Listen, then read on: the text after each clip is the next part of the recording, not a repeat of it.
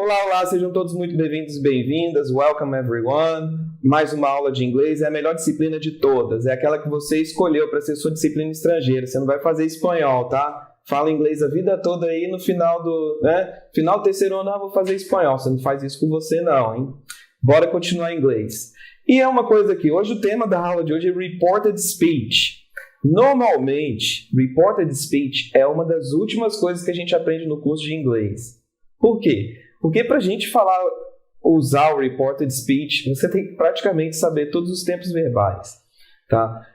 E normalmente não é tão legal assim não, mas é para isso que nós estamos aqui. A gente tem que saber, é um tipo de coisa que cai em prova, vale a pena ficar ciente de como funciona.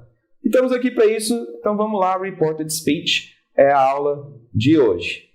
Bom, aqui é o nosso menu de sempre para as aulas de inglês, né? Nosso menu, né? Our menu, Reported Speech, Embedded Questions, que eu vou mostrar para vocês o que é, Phrasal Verbs para manter a tradição e, claro, questões do Enem aí. Pelo menos uma a gente faz, 2 ou 3 ou 4, quem sabe, tá? Mas lembrando, Phrasal Verbs, se até hoje, que é a aula 16, você não começou a estudar Phrasal Verbs, você começa, ainda não está tarde. Porque phrasal verb é uma coisa que cai com certeza em toda a prova. Tá? Mas vamos começar leve, vamos falar de reported speech. O que é reported speech? Não sei se vocês já ouviram falar uma coisa ou outra. To report é você relatar. Tá? Report é relatar. Tem gente até que fala que usa esse verbo, né, já dentro da língua portuguesa, né, reportar.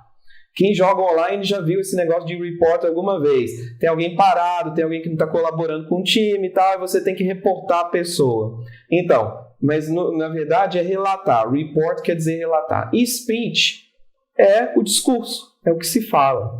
Então, o que é reported speech? É o relato de atos de comunicação. De comunicação é a reprodução de falas e pensamento de outras pessoas ou de si mesmo.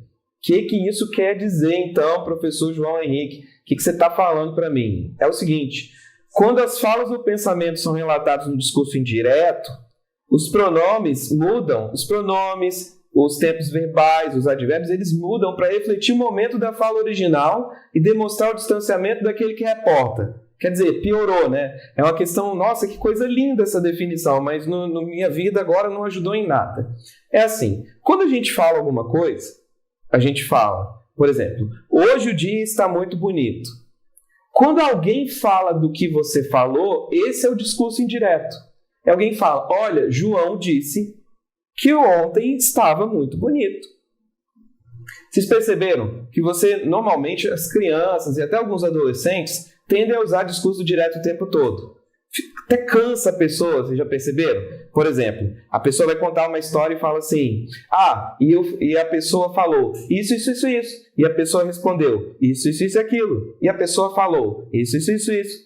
Cansa, né? Você coloca tudo entre quotations, entre aspas do que a pessoa falou. Então, normalmente, até para a história ficar interessante, a gente usa o discurso indireto, que é falar do que alguém falou. Só que em inglês, quando a gente fala do que alguém falou, nós usamos esse distanciamento. Que distanciamento a gente usa como? A gente faz uma mudança na frase que a gente está escrevendo. Eu acho que vai ficar melhor com exemplos. Quer ver? Vamos lá. Nós temos aqui essa tabela. Essa tabela é o seguinte. Todas as vezes que a gente fala uma frase no discurso direto, nós teremos que converter essa frase, tá? Converter essa frase quando ela for reportada. Como assim converter essa frase? A gente faz um shift back to the past. Como é que é um shift back to the past? A gente dá um passo no passado. Então, o que a pessoa falou no presente simples, a gente volta uma casa para o passado e fala no passado simples. Eu quero que vocês entendam primeiro a ideia. É que quando a gente fala algo, eu estou falando com você agora no presente, mas se você disser para uma pessoa do que eu falei, o ato de você falar está no presente, não é? Mas o que eu falei ficou no passado. Então, parece até uma coisa meio filosófica. Então, a gente transfere o discurso para o passado. Então, o que eu falei no presente, do tipo, hoje o dia está bonito. Se você comentar com alguém amanhã o que eu falei hoje, o meu hoje vai ser o ontem. Olha só que doideira. Então, o que você falou para a pessoa, você vai ter que falar assim, olha, João disse que o dia estava lindo ontem. Vocês começaram a entender o que é? Então, o reported speech, você se distancia do que se fala, mas você coloca num outro tempo verbal aquilo que se fala. E é claro, além da concordância verbal, você tem que ajustar também as preposições, os pronomes, os advérbios. Então, de novo, tá aqui essa tabelinha. Então, se a frase falada está no presente simples, a frase reportada tem que estar no passado simples. A frase falada no presente contínuo vai ser reportada no passado contínuo. Então, essa tabela que está aí, ela não está para enfeitar não, tá, gente? Ela foi feita para ser seguida. Mas vocês vão perceber que o passado simples, o presente perfeito, eles vão todos para o past perfect, que é o mais no passado que a gente pode chegar. Tá?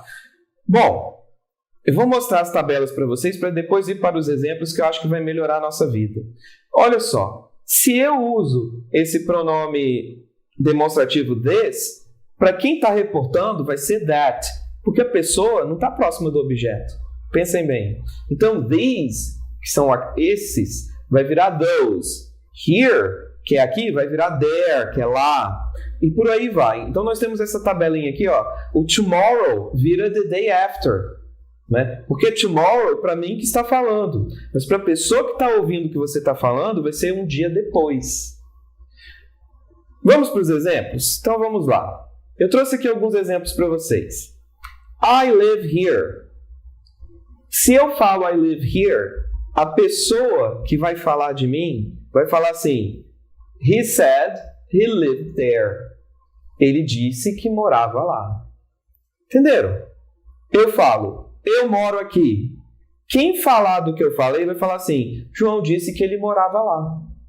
Então, he lived there. I'm studying now. He was studying then. Então, praticamente aqui nesses exemplos que a gente está vendo, vocês vão perceber que as frases em azul, elas estão todas, as do lado esquerdo, elas estão como se eu falasse, elas estão entre quotes, né? Entre aspas. E as frases que estão em verde, elas estão, olha, eu tive que mudar o pronome, porque se eu falo, eu sou o João, eu falo, eu sou he. Então, se alguém fala que eu falei, ele falou. He lived there. Então, ó, eu falei aqui, I lived here in 1980. Ó, isso é mentira, tá? Que eu não era nem nascido. Então, eu falei assim, I lived here in 1980. A pessoa que vai falar de mim vai falar assim, ó, João said that he had lived there in 1980. Acho que a gente começou a entrar no clima, não é? I have studied this, he had studied that. Então, a gente tem uma frase ali, ó, I have studied this, eu tenho estudado isso está no present perfect. Quando a gente faz a conversão para o reported speech, a gente pula, né? Volta uma casa no passado, a gente vai para o past perfect. Olha lá quando eu falo do futuro. I will study here. Gente, quando a gente fala do futuro, tomem cuidado, que não é porque você volta, vamos botar assim, volta uma casa no passado, vira presente não, tá? Eu vou voltar até aqui nesse slide aqui das conversões. Quando a gente usa futuro com will, lembrando que o will, ele é um verbo modal. Quando a gente tem verbos modais, a gente também converte o verbo modal. E se eu contar para vocês que em inglês não tem assim futuro igual ao português? O futuro do inglês, ele é usado com verbos modais ou com outros tempos verbais com sentido de futuro, tá? A gente não tem uma forma verbal específica para futuro. Então, quando tem futuro com will, eu vou usar o verbo modal respectivo, que é o would, tá? Então, eu falo, I will study English. Se alguém fala que eu falei que I will study English, vai falar, he said that he would study English. Tudo bem? Então, temos aí o can, o may e o must. Então, voltando nos exemplos lá, you can go now. Né? Eu falo, you can go now. A pessoa que fala, he said that I could go then. Tá? Vamos para mais exemplos. Então, ao reportar W8 questions no indirect speech, que é o discurso indireto, que eu já falei com vocês, deve-se empregar a estrutura afirmativa introduzida pela WH Word, né, WH Word da frase original. Nossa, João, entendi tudo. Então vamos por partes. Ao reportar W8 questions, então essas WH aqui, gente, vocês estão lembrados o que são? Que é o what, que é o where, que é o when, que é o who, que é o how, que é o which. Estão lembrados do WH? Então, essas perguntas feitas com o WH. Porque até agora eu mostrei para vocês só frases afirmativas. E se a gente tem perguntas? Como é que a gente faz para reportar uma pergunta? Tá aqui. Então, em verde, tá assim, olha só. My friend always asks, where do you live? O que a gente faz? My friend always asks where I live. Perceberam o que a gente falou? Olha só. Ao invés de falar assim, meu amigo sempre pergunta, onde você mora? Meu amigo sempre pergunta onde eu moro. Então aqui, nesse caso, não fica tão diferente de português, tá vendo? Ao invés de eu colocar a frase que ele falou inteira, quando eu uso o discurso indireto, é claro que eu tenho que trocar o pronome, porque ele está perguntando para mim. Então, como sou eu que estou reportando, eu mudo. Então eu falo, my friend always asks where I live. E no caso, quando eu reporto, eu não uso mais a forma interrogativa do verbo. Olha como é que fica. O do aqui, ó, o do you vira I. Por quê? Porque como eu não estou perguntando, não precisa de verbo auxiliar, nem do uso do pronome you. Nossa, João, você falando assim parece que é tão fácil. Olha só outro exemplo. My father asked, what is John doing? Meu pai perguntou, o que o John está fazendo? My father asked what John was doing. Meu pai perguntou o que o John estava fazendo. Ué, aqui eu tenho o verbo to be no presente, aqui eu transformei para o passado.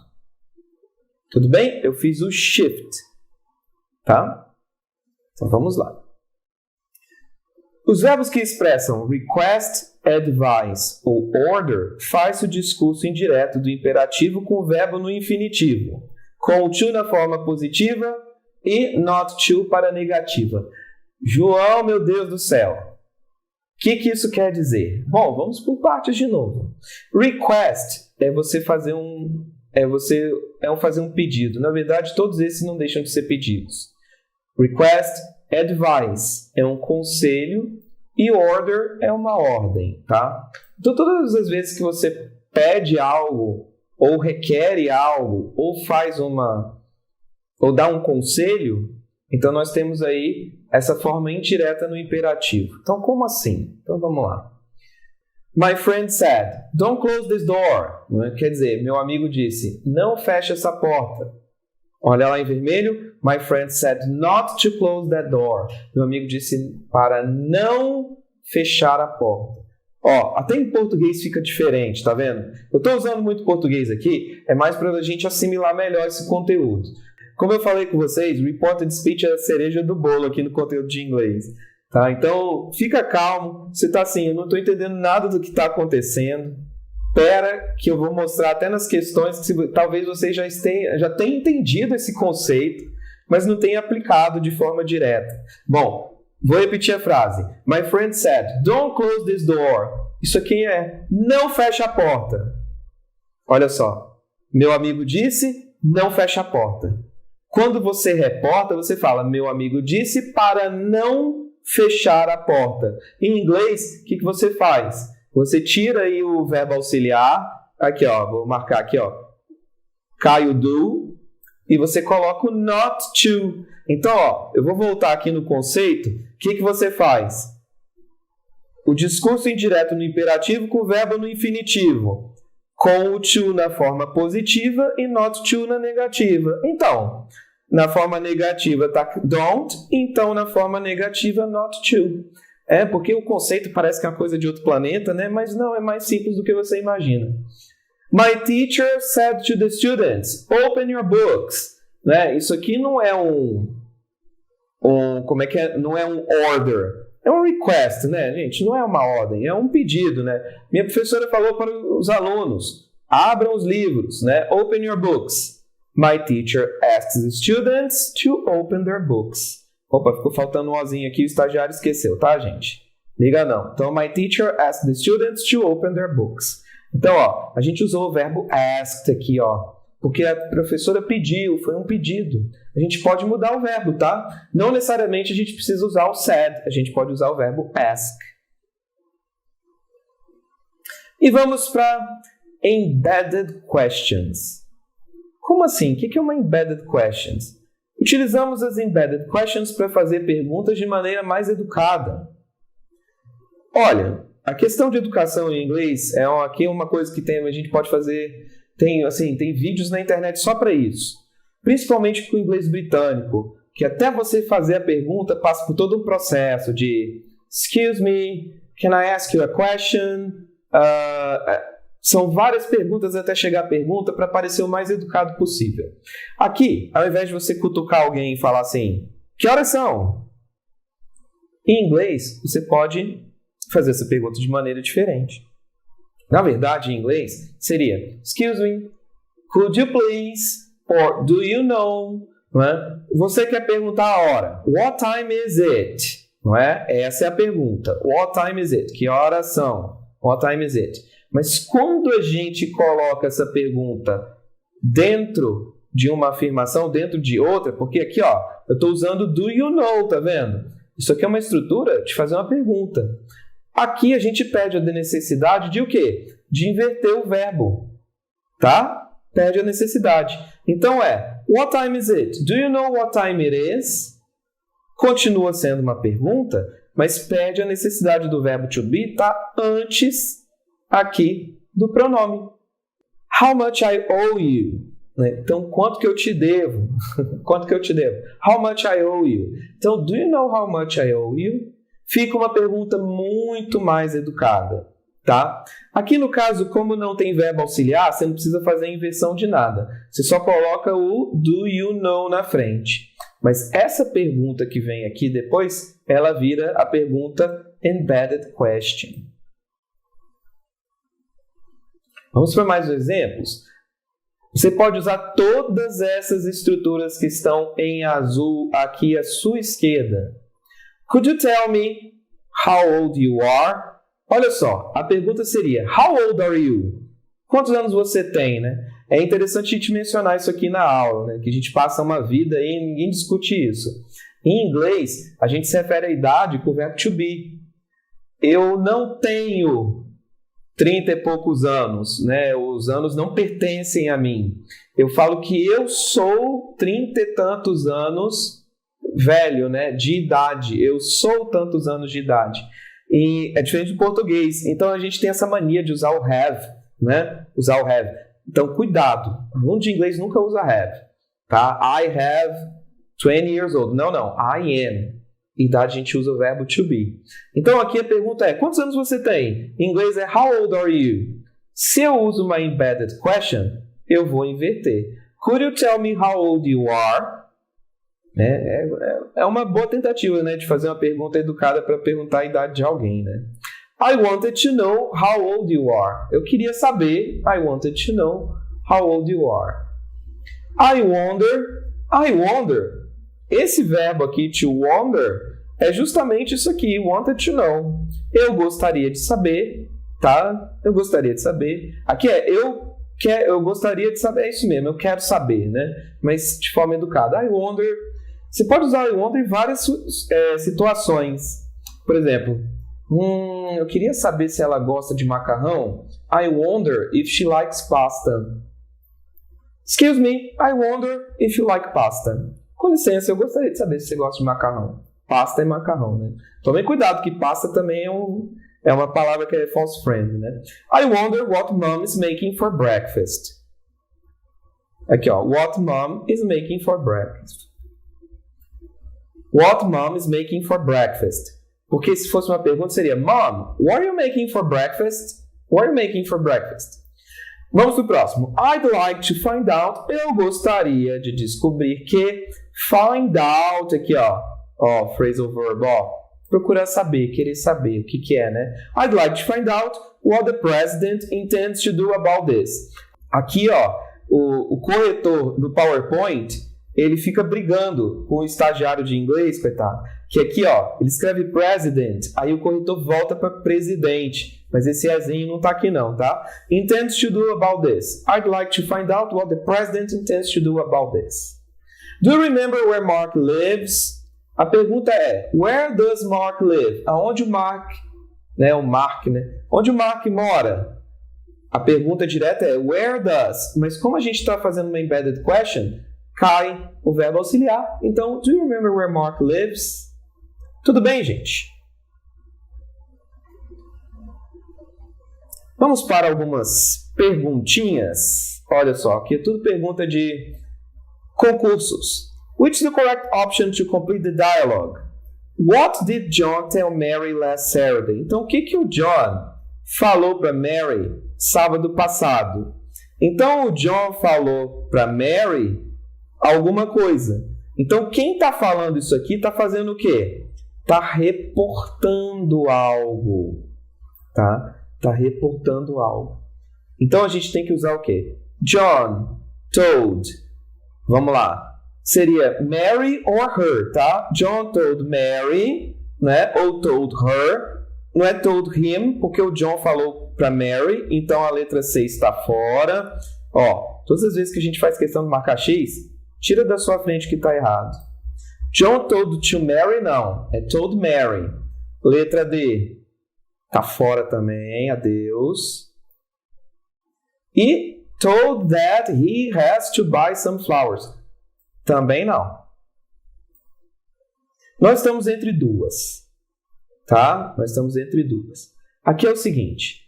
Se o John fala, John told Mary that he will buy, isso aqui é futuro. Lembra naquela tabelinha que a gente usou? Que vocês viram que o futuro a gente converte para would, mas se a gente já está falando do futuro, como é que quando a gente reporta, a gente não pula para o passado? Entenderam? Então a gente tem que fazer o shift para o passado. Resposta letra B. Peraí, João, foi muito rápido, não entendi. É o seguinte, gente. A gente entendeu, ó, que o verbo principal é o verbo comprar. Vocês estão vendo? Ó, é o verbo comprar. Ele está aqui, ó. Está todas as opções. Certo? Então, é o seguinte. O John falou para Mary que ele tinha comprado flores. Tá? É isso que a gente tem que entender. Então, se ele tinha comprado flores, a gente ficou com duas opções. Uma com o futuro e outra com o passado. Então, John told Mary that he had bought flowers the day before. The day before é outra expressão para yesterday, tá? Yesterday.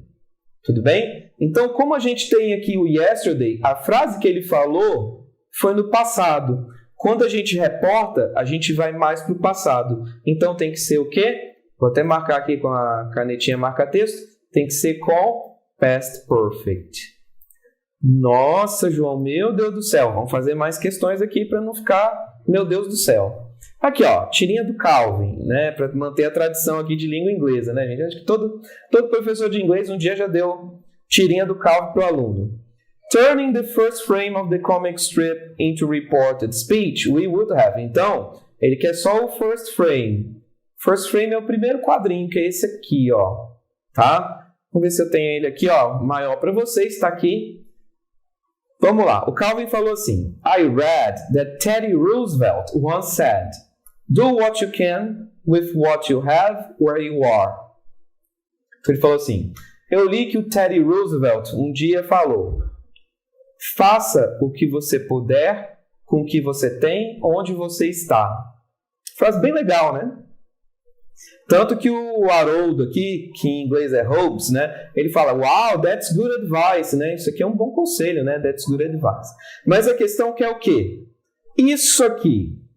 Do what you can with what you have where you are. Então, isso aqui a gente vai ter que transcrever para o reported speech. Lembrando, essa frase a gente vai ter que passar para uma etapa no passado, certo? Então, vamos seguir. Temos aqui as respostas. Se você quiser, você pode pausar esse vídeo e tentar. Recomendo, tenta. Mesmo que erre, aqui não tem problema errar, não. Mas olha só, lembra, ele falou a seguinte frase, vou botar de volta aqui, ó. Do what you can with what you have where you are. Então, olha só, ele está falando para quem? Para mim, para você, para todo mundo. O Teddy Roosevelt, né? O Teddy, né? Então, ele está falando para todo mundo. Então, esse you aqui, ele tem que ser I ou tem que ser we. Entenderam? Porque ele está fazendo faça, você faz. Então, quando eu reporto, eu tenho que falar eu ou nós. Então, de cara, do what you could, então a letra A está fora. A gente tem que olhar, não é? Então, ó, letra B. Was said that to do what you, também letra B está fora. Tá? Porque, por causa do uso do pronome.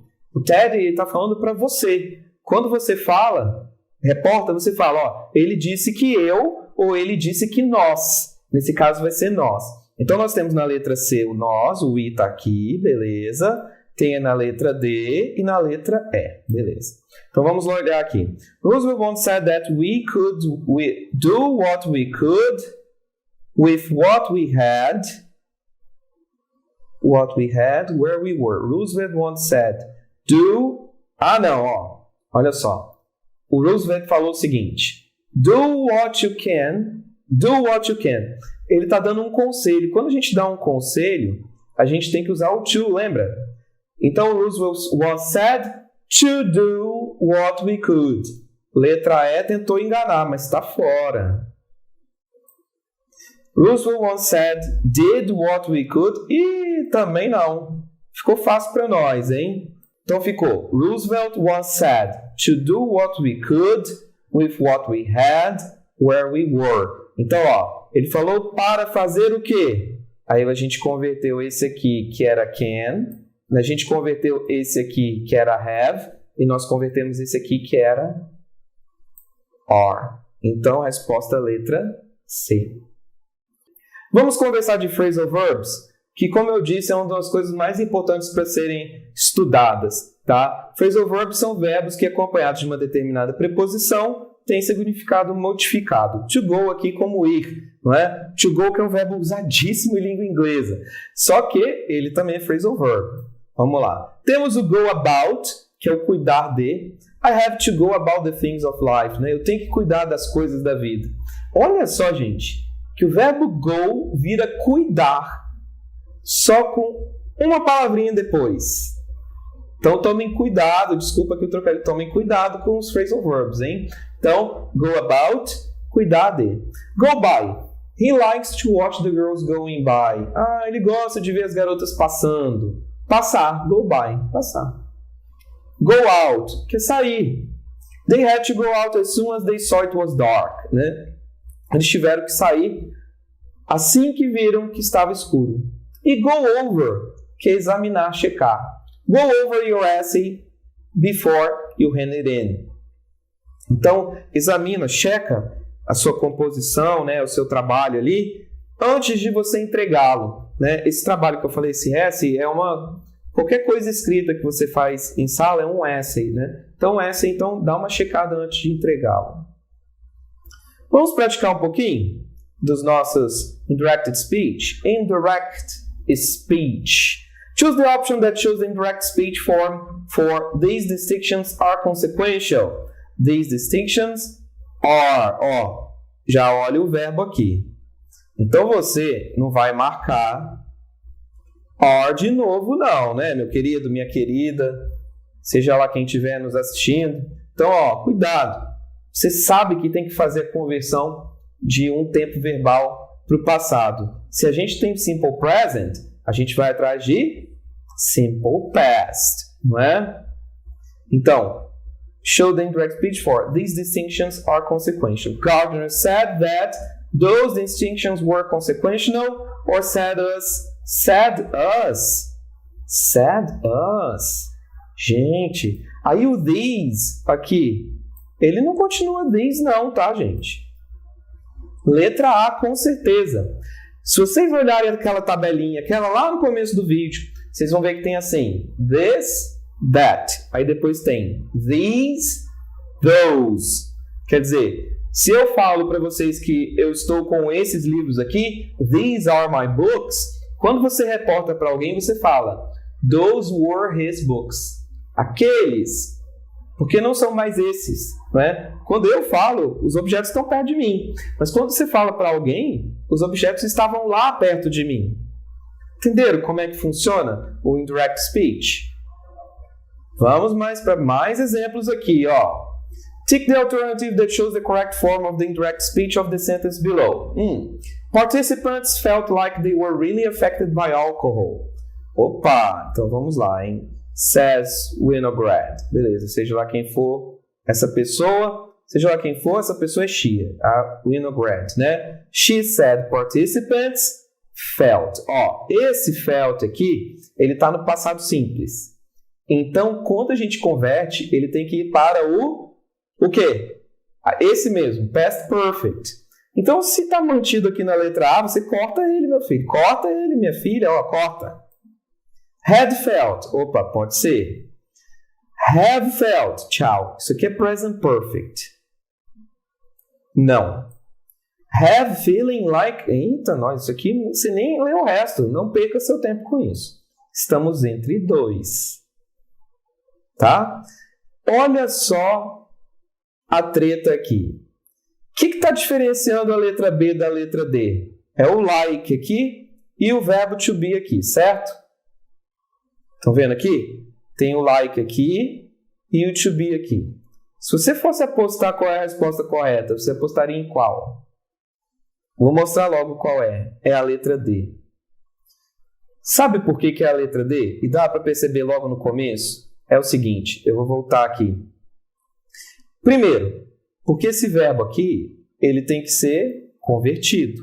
Isso aqui é passado simples, então você tem que converter em passado simples. Aqui não foi convertido. Mas, professor, você já tinha visto antes. É por causa do like. Esse like aqui, ele não é verbo, não. Tá? Esse like aqui é aquele como. Felt like. Se sentiram como. Tá? Os participantes se sentiram como. Então, isso aqui não é verbo. Você não pode mudar o verbo, você muda ele. Mas ele não é verbo. Então, olha aqui, ó. She said participants had felt. Beleza. Tá aqui. Were. Had been. Affected by alcohol. Beleza. Tá aí. Letra D. Show de bola, né? Então, vamos... Então, para a gente finalizar a aula aqui com chave de ouro, claro, óbvio, evidente, vamos fazer uma questãozinha Enem para dar aquela animada aí no nosso dia a dia. Vamos lá. Bateu a cara na questão Enem, você já sabe o que vai fazer, né? Você vai ler o texto? Não. Claro que você vai ler o quê? Enunciado. Não lê o texto agora, não. Vamos para o enunciado. Lembra, o enunciado, ele te entrega muita coisa, mas calma que ele não está aí só para te ajudar, não, hein? A autora desse comentário sobre o filme Frida, ó, já sabemos então de quem se fala. Filme Frida, beleza. Mostra-se impressionada com o fato de a pintora. Então, ó, então é alguma coisa sobre a Frida que está lá naquele texto que vai ser uma dessas 5 aqui. Na verdade, pode ter até mais de uma, mas uma é a principal. Ter uma aparência exótica, vender bem a sua imagem, ter grande poder de sedução, assumir sua beleza singular ou recriar-se por meio da pintura. Em algumas aulas, eu falei o seguinte para vocês, a gente tem que usar aquilo que a gente sabe, também como interpretação de texto. A Frida é uma pintora muito conhecida, mas tem que tomar cuidado para que o que você sabe sobre ela não interfira na sua opinião sobre o texto, mas não interfira diretamente. Por exemplo, você conhece muito bem a Frida e pode falar que ela recria-se por meio da pintura? Olha, se você conhece a história de vida dela, sim. Mas você vai vir marcar essa opção? Não. Porque a gente está julgando o quê? A autora do comentário sobre o filme, por exemplo. Então, para você marcar uma dessas aqui, você tem que ter certeza de acordo com o texto, que a gente vai olhar agora. Bom, não vai ter jeito, a gente vai ter que olhar o texto. Vamos lá. Uma das coisas que me fez, né? That made an incredible impression, que fez uma incrível impressão, né, em mim sobre o filme que é a Frida, Frida's comfort in and celebration of her own unique beauty. Olha só, eu acho que a resposta já está aqui no começo, hein? Então, uma das coisas que me causou uma incrível impressão no filme é como a Frida se sente confortável e ela celebra a sua beleza única. Sua beleza única. Olha só, Frida's comfort in and celebration of her own unique beauty. Olha, essa frase está muito poderosa já, hein? Vamos passar o olho aqui? She didn't try to fit in conventional ideas. Ela não tentou entrar nas ideias da convenção do feminino, ou o que faz uma pessoa bonita. Deixa eu ver. Ela usou seus dons. Deixa eu ver aqui. Beautiful in her right, she painted for years. Not to be a commercial success. Então, para não ser um sucesso comercial. Ela expressou a sua dor. Então, olha só, pelo que a gente está vendo aqui, her own unique vision, her ability to stand firm in her own truth. Então, quer dizer, logo no começo do texto já está falando, a Frida celebrava isso. Então, a gente vai fazer o que o texto está mandando. Vender bem a sua imagem? Não. A questão não é essa. A questão não é essa. Poder de sedução? Não, ela celebra a beleza dela, mas não quer dizer isso. Uma aparência exótica, olha só, essa palavra não tem no texto, gente, vocês podem procurar.